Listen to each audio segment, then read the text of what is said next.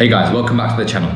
As you guys know, I've been playing semi-professional football out here in Spain for just over a year now, starting my second season in Alicante as we speak.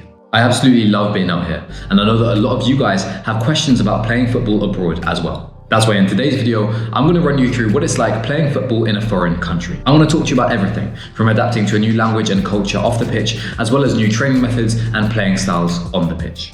But before we get into it, I'm interested. What's your dream country to play football in? Let me know in the comments down below. All right, let's get into it. As I mentioned, I've been in Alicante for over a year now, and I've been extremely proactive at going out there to speak to different people and practice my Spanish skills. When I first arrived though, the language was probably the biggest thing that I had to adapt to. Since I knew that I wanted to come out to Spain and play football out here around a year before I actually did, I picked up some basics using different apps before I arrived. That helped me out a little bit when I first arrived, but that being said, little things like buying deodorant or asking for directions or ordering a coffee were still a lot more difficult than they were back home. I saw a huge difference though, between my experience living out here in a foreign country, having been really intentional to learn the language, to some of the experiences of my teammates who didn't really try to learn the language at all. I definitely had a more rounded experience, being able to meet new people and experience the culture in a different way. So my first step is to take learning the language seriously. Wherever you go, at least get the basics down so you can have basic conversations and you can navigate through normal life. Arguably the biggest benefit for you as a footballer though, of actually learning the language is going to be felt on the pitch, when you can actually communicate to your teammates and you can understand what the coach is saying. Going for trials at the start of this season would have been virtually impossible for me if I didn't have a good grasp of the language. Not just navigating the trains and trying to get there, but also communicating to the coach,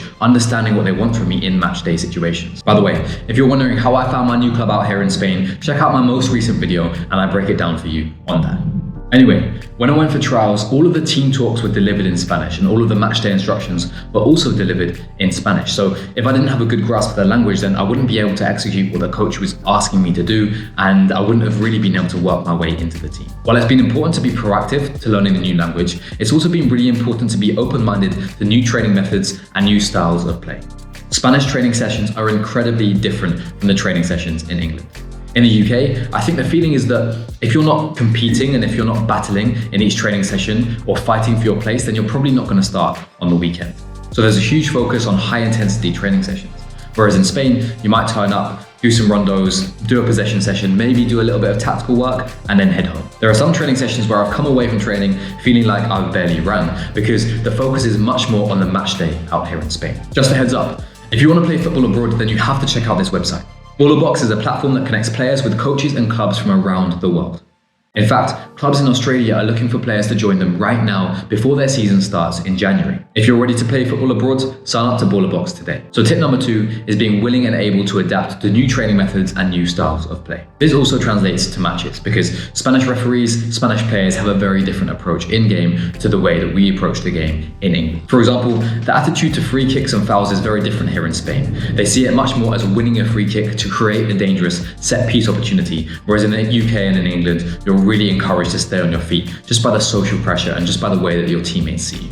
The more that you complain that the style isn't like home, the less successful you are, because the less you're focusing on your actual job. So the best thing that you can do is accept the different style for what it is and adapt your own game to it. The final tip that I have is a little bit more personal, and how you feel about this is going to vary from person to person. As much as I've loved being out here in Spain, picking up a new language, playing football almost every day, living 5 minutes from the beach, I still miss my friends and my family back home. The decision that you make to play football abroad does not come without sacrifice, and it can feel lonely at times. There have been times when I've seen posts of my friends and my family on social media, and I've wondered if I'd rather be back there with them. You can only see them a limited number of times in the year, and so it's really important to be proactive wherever you are, wherever you move to build your own community. If you're in another country playing football, but your heart and your mind wants to be elsewhere, then you're not going to give everything to the place that you're at. If you feel like you have a community, if you feel like you are connected to friends or teammates wherever you are, then you're going to feel a lot more at home, and you're going to be able to play better when it comes to match days. Playing at Alicante City in my first season definitely helped me to feel more at home, because there were so many other players in my team and in the club who were going through the exact same experience that I was.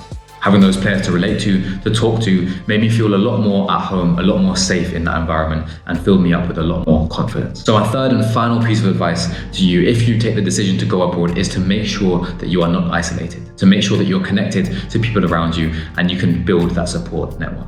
If you found this video helpful, please drop a like down below, it helps so much. And if you want to stay up to date with weekly content, definitely subscribe to this channel.